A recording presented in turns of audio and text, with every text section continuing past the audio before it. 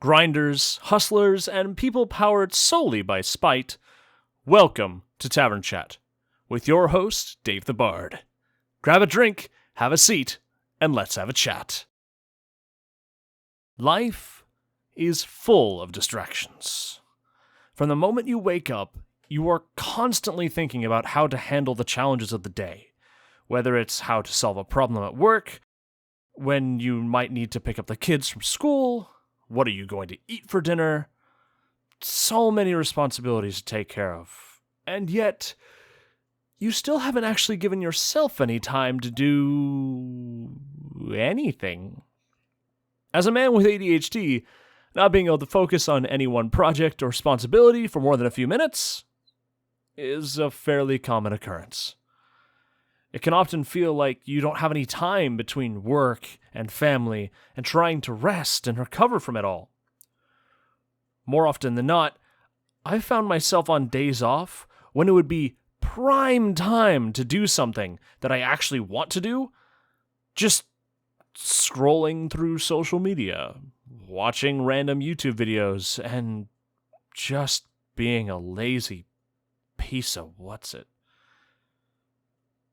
There's nothing wrong with spending time just existing, but if you have goals, creative pursuits, things that you want to get done, watching yourself be lethargic and just generally lazy can almost be painful. I've realized a sad and kind of annoying truth while thinking about all this. In the midst of chaos, there is time for peace. But that peace doesn't necessarily need to be spent doing nothing. If you want to be productive towards your goals during your rest, you need to have some level of structure, of discipline. To be honest, I kind of hate that word, because it's become such a buzzword for your social media motivational speakers. But it's not without its worth. Treating your passions, your projects, with a level of structured focus, of professionalism, I think that you'll find that a lot of those projects start getting done. Now, I did some research, as I often do, into the different types of business methodologies that might be applicable to a creator or social media influencer that is trying to create their empire. 2 stuck out to me.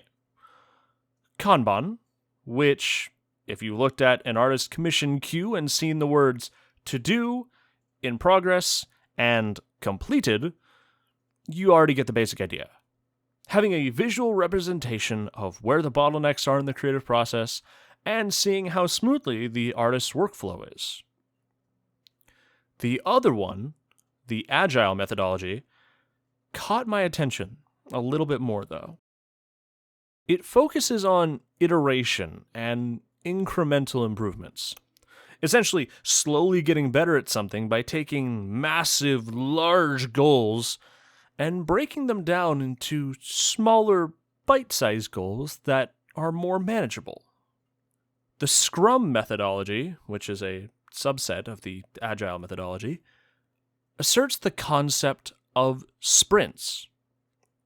Some of you more business-savvy peeps might already know what I mean, but for the people like me, just before I did my research, essentially, you block out a period of time, give yourself a few things to get done, then at the end of the time period, you review, adjust, and go again. Being able to reflect and understand where you are in the middle of a process can help you figure out what direction you want to take moving forward, and this doesn't just have to do with content either. I personally haven't put this methodology into effect yet. I will end up doing so after I move.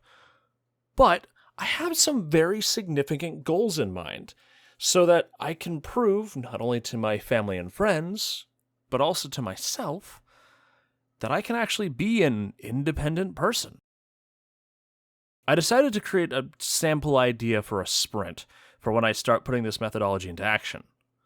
While my overarching goal is to become an independent adult, breaking that down creates goals of reaching a decent enough level of financial stability, creating more healthy diet habits, and committing to staying fit, growing and succeeding at content creation, and going out and being more social. Still large goals, but more substance, something that I can actually potentially do. With those as my pillars, here's how I think my first sprint would look. Sprint number 1, Bulbasaur. I'm relating all this to Pokédex. Yes, fight me. The duration of the sprint would be about 2 weeks. I would give myself a couple of tasks. Only 1 fast food trip in a week. So 2 for the 2 weeks. Try a new recipe from a cookbook. I have a couple that have some interesting ideas in them, and I want to actually start using them. Invite friends or coworkers to go to the gym or just to hang out. Fulfills that social aspect while also staying fit. Record a YouTube video and experiment with a thumbnail artist. This still pushes for my content to grow while adding a little bit of something to learn. Maybe it's a good idea to have that artist, maybe not. But at least I am experimenting. Now, with each sprint, you need to actually review how the result of the previous one came out. Figure out how well that worked, figure out what needs changing, and what your priorities need to be going forward. You also need to remember a couple of things if you want to succeed at trying this out for yourself. Make sure that you are clear on the goals you have set. Don't just say, get 100 subscribers in the next week. Say instead what you're going to do to get those 100 subscribers.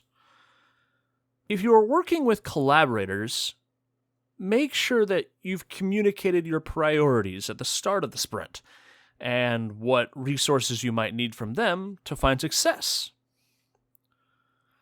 Also, recognize that you have a limited amount of time in a sprint.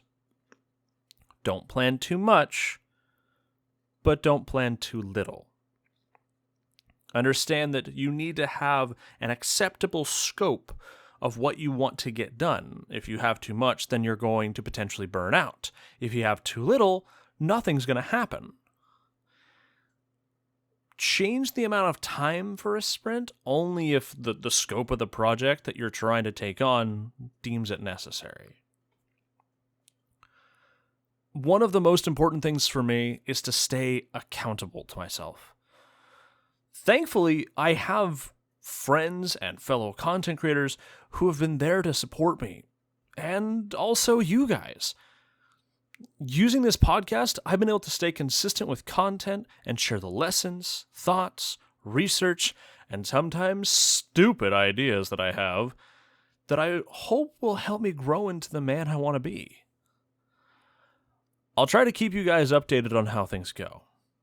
Let me know if you end up trying this for yourself and how it's helped or hindered you down in the comments.